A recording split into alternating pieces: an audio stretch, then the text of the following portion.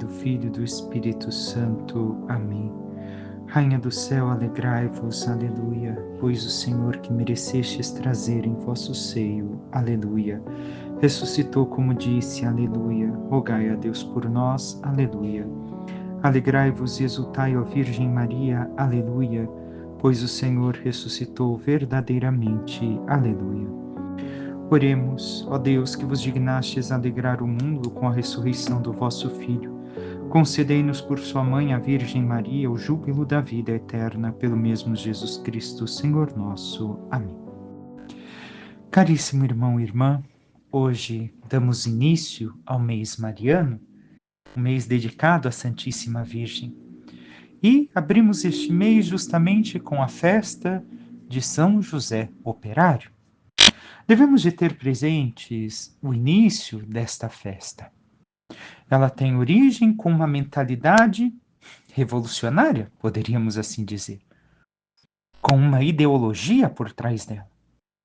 Porém, a Igreja colocou justamente o modelo de trabalho para todos os trabalhadores.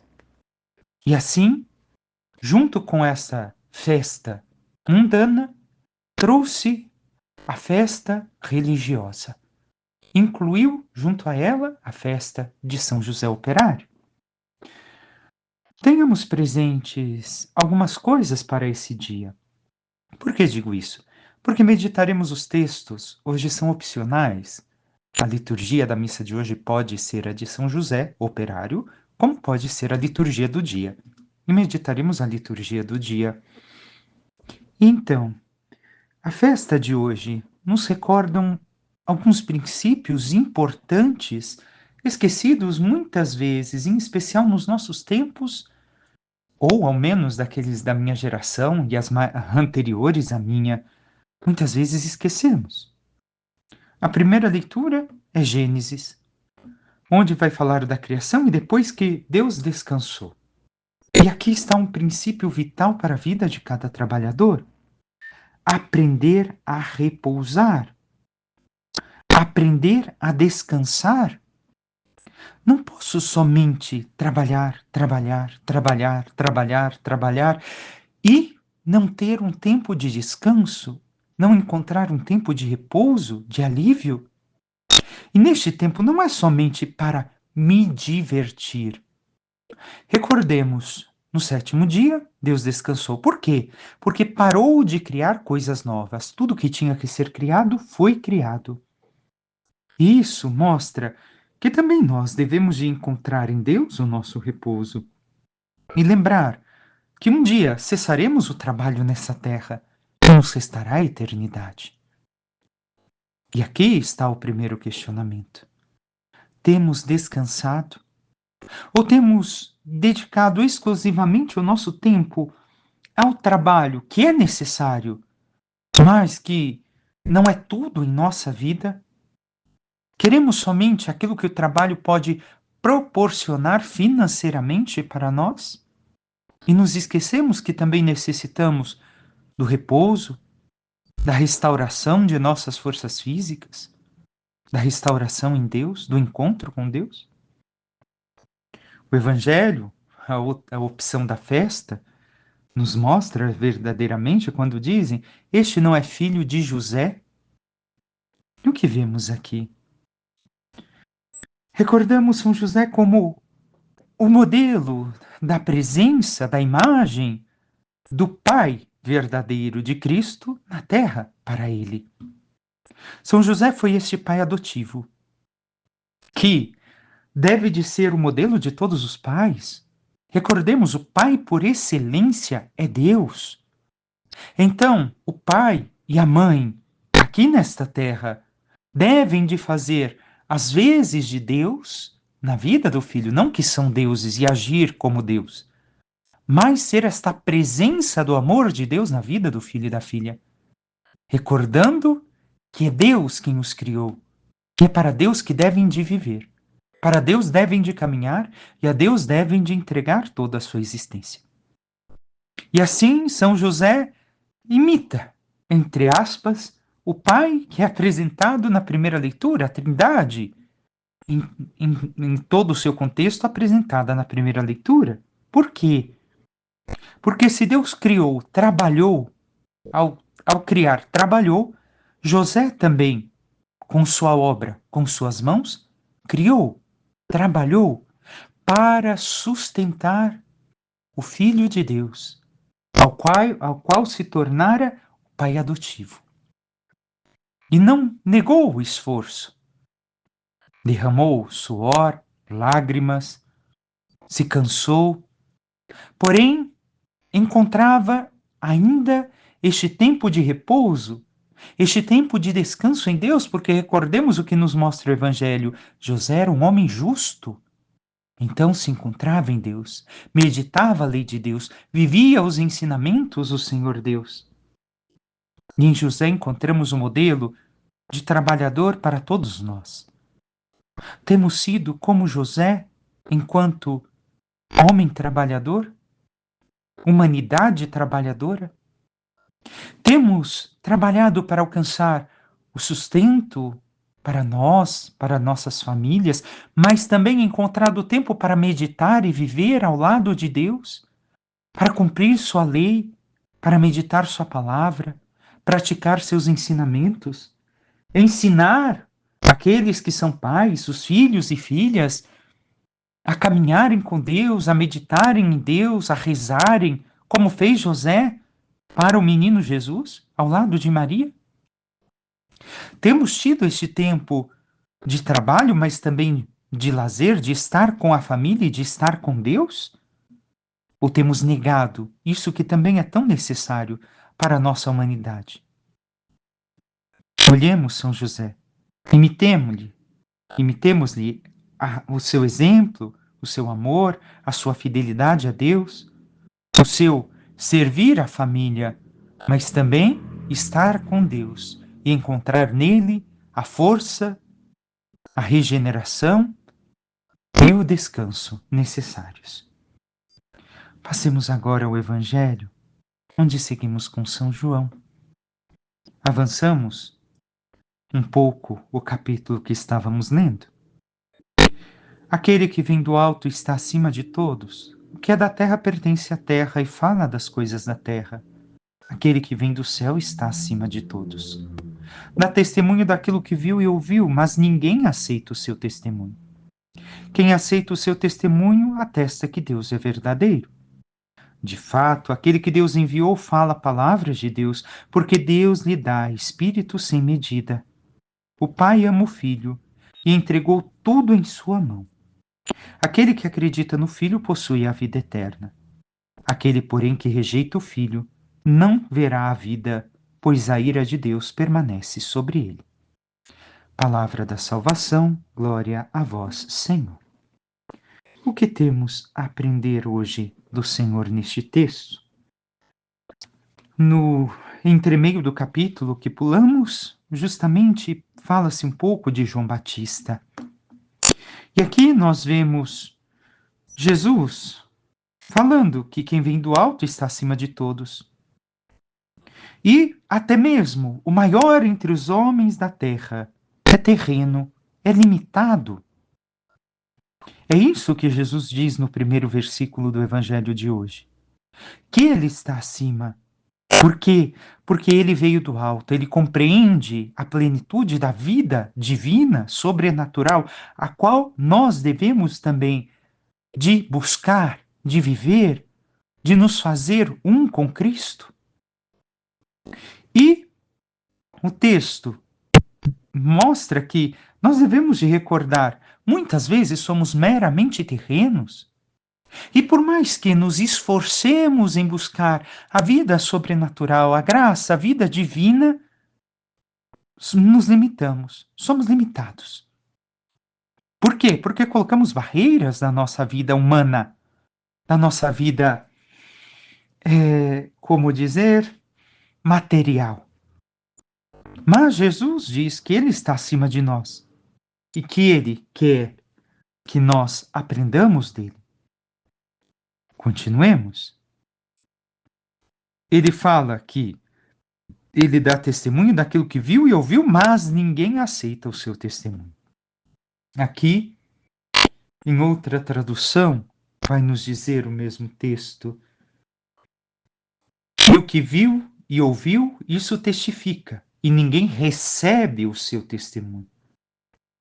Por que não recebe? Jesus está falando aqui da indiferença dos judeus para com ele, e do modo particular a cegueira daqueles discípulos que vinham denunciar o Salvador, porque ele batizava e era procurado, confessando na mesma hora que o precursor já dera testemunho dele. Ainda há pouco havia falado João Batista neste evangelho: convém que ele cresça e eu diminua. Os discípulos foram questionar por que Jesus está batizando. Então, nós vemos no evangelho o fato real da indiferença dos judeus.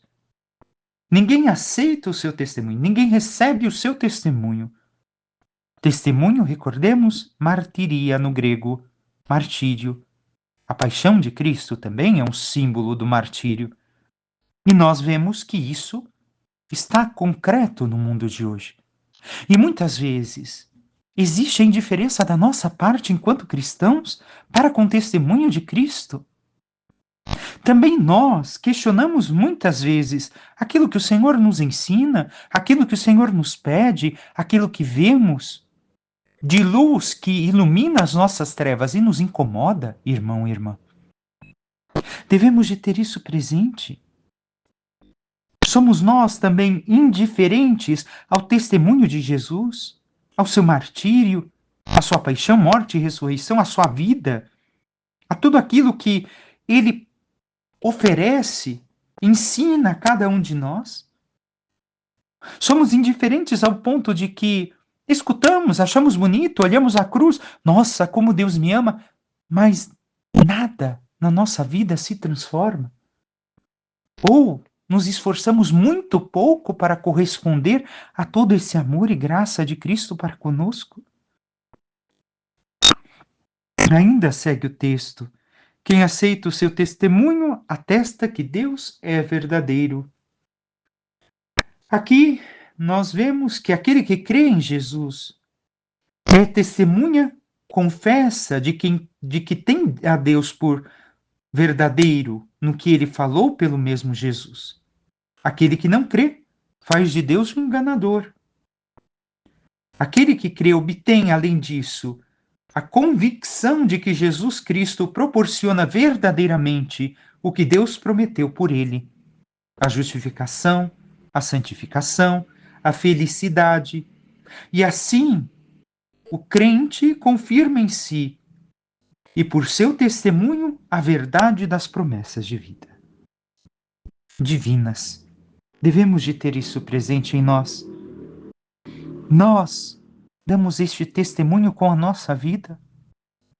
Temos esta fé e nos esforçamos em praticar o amor de Deus em nós, um amor sincero, um amor que se doa e que não espera nada em troca, nem um obrigado, nem um reconhecimento, nem uma gratidão. Às vezes, justamente o contrário.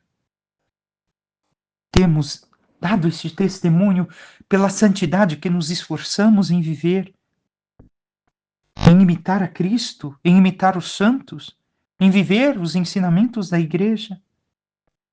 Continuemos. De fato, aquele que Deus enviou fala palavras de Deus, porque Deus lhe dá o Espírito sem medida. O que fala aqui? O Espírito é a vida, o sopro. Não é aqui somente o Espírito Santo.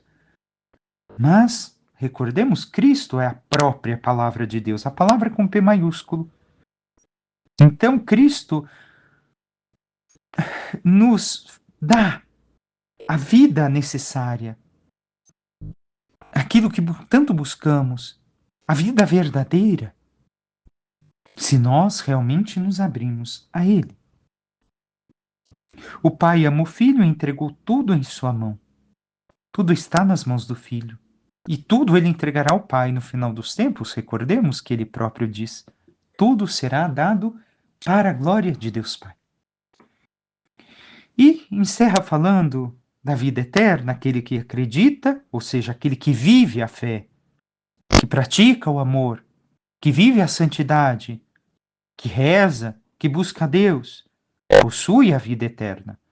Mas, em outra tradução, o que, porém, não crê no Filho, não verá a vida, mas sobre ele permanece a ira de Deus. O que significa isso?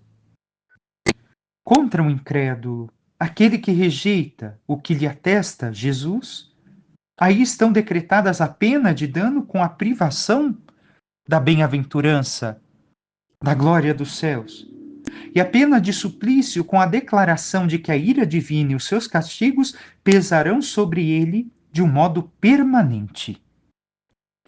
Eternamente pesará a ira de Deus para aquele que rejeita, que vive uma vida de incrédulo em relação a Cristo, conhecendo o seu amor, a sua obra redentora. E nós, temos vivido como pessoas de fé ou como incrédulos?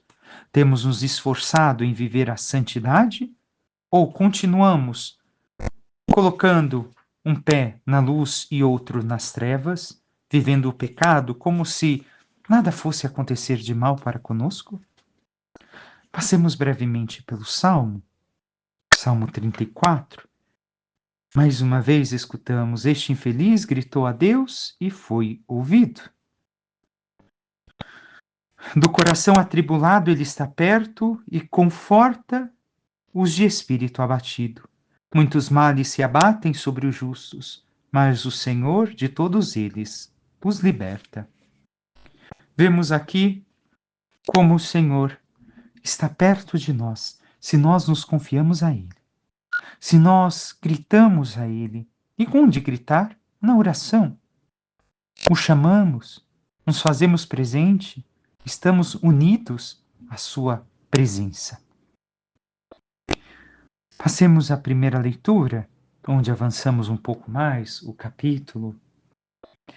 Naqueles dias, os guardas levaram os apóstolos e os apresentaram ao sinédrio. O sumo sacerdote começou a interrogá-los, dizendo: nós tínhamos proibido expressamente que vós ensinasseis em nome de Jesus. Apesar disso, enchestes a cidade de Jerusalém com a vossa doutrina, e ainda nos quereis tornar responsáveis pela morte desse homem. Então Pedro e os outros apóstolos responderam: é preciso obedecer a Deus antes que aos homens. Vemos que, antes de continuarmos o texto, eles falam: e vós ensinasseis em nome de Jesus. Mas, em outra tradução, digamos assim, que se faria mais efetiva, diz: nós vos mandamos que não ensinasseis nesse nome. Por quê? Eles estão por ódio ou desprezo, não ousando falar o nome de Jesus. E ainda reclamam de encherem Jerusalém. Por quê? Porque existia já um grande número de fiéis e o povo estava sendo cada vez mais favorável aos apóstolos pelo ensinamento e pelo modelo de vida que eles levavam, a santidade, a imitação de Cristo. Ao torná-los responsáveis, o que eles estão querendo indicar? Que estão fazendo deles culpados da morte de Jesus, como se tivesse feito morrer em sua pessoa o Messias. E esta é a verdade. Mas eles não querem reconhecer. Recordemos ainda o que havia dito Caifás. Ou melhor, eles mesmos: o seu sangue caia sobre nós. Eles mataram o Messias. Assim como ainda hoje, todos aqueles que se opõem a Cristo nos perseguem pela fé e também continuam fazendo a mesma coisa. E Pedro diz: cumpre obedecer antes a Deus que aos homens. Fala mais severo do que a primeira vez, São Pedro. Não apela para que eles mesmos julguem se é justo que obedeçam, mas sem rodeios, lhes nega a obediência que eles exigem contra o que Deus ordenou. E aqui vemos o que também deve de estar presente em nossas vidas, porque é aquilo que permeia a vida dos santos e dos mártires. Quando algo se opõe à fé, se opõe a Deus, à santidade, que nos pedem, por mais que sejam autoridades, sejam elas civis ou de qualquer outra parte, nos pedem que façamos algo que foge da autoridade de Deus, que pertence à autoridade de Deus, melhor dizendo, nós devemos de fazer aquilo que diz Pedro: obedecer a Deus antes que aos homens. Os homens não devem ser obedecidos quando aquilo que ensinam e nos pedem ataca frontalmente a moral, a fé cristã, a santidade e a graça. Nós devemos de estar atentos e para isso devemos de nos aproximar de Deus cada vez mais. Conhecê-lo não somente de modo intelectual, mas pela intimidade da oração, pela busca necessária. Continuemos ainda o texto. O Deus de nossos pais ressuscitou Jesus, a quem vós matastes, pregando-o numa cruz. Em outra tradução, a quem vós destes a morte, suspendendo-o num madeiro. Acusa mais uma vez diretamente de terem sido autores da morte de Jesus e acentua que o fizeram de modo mais afrontoso, pois a lei declarava maldito que fosse crucificado. Vós, além de o matarem, o mataram pela cruz. Então está recordando a eles o quanto fizeram algo atroz, terrível contra Deus encarnado, contra o Messias, contra o Salvador. E aqui é algo que deveria de pesar para nós também, estas palavras. Por quê? Porque ao vivermos e escolhermos o pecado, a incredulidade, uma vida distante de Deus, também nós fazemos o mesmo. Condenamos o santo a uma morte, por mais que a morte de Cristo aconteceu uma vez por todas, mas, recordemos, morreu por causa de nossos pecados, declarando o santo maldito pela cruz que suportou. Por isso devemos de nos esforçar em caminhar cada vez mais com Deus, cada vez mais na sua graça. Deus, por seu poder, o exaltou, tornando-o guia supremo e salvador para dar ao povo de Israel a conversão e o perdão dos pecados. Assim, São Pedro abre a porta à conversão de todos eles e lhes mostra com esperança a promessa de salvação que Jesus lhes deu, para que também eles se arrependam, se convertam e se salvem. Mas sabemos que a maior parte deles terão um coração duro e não vão abrir os ouvidos da alma a escutar a palavra de Deus, risco que também nós temos.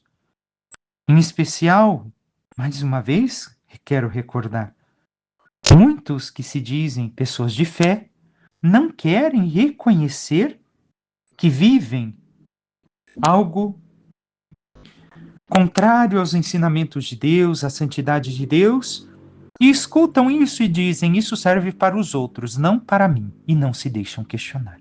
E muitas vezes são justamente esses que também devem de olhar em si e verem o quanto ainda carregam o pecado e o quanto ainda estão distantes do amor de Deus. E disso somos testemunhas, nós e o Espírito Santo que Deus concedeu àqueles que lhe obedecem. Mostra aqui São Pedro a verdade da pregação com os milagres que opera por suas mãos e com a efusão dos dons do Espírito Santo. E ao dizer os que obedecem, o discurso aqui deste capítulo termina conforme iniciara, a obediência a Deus.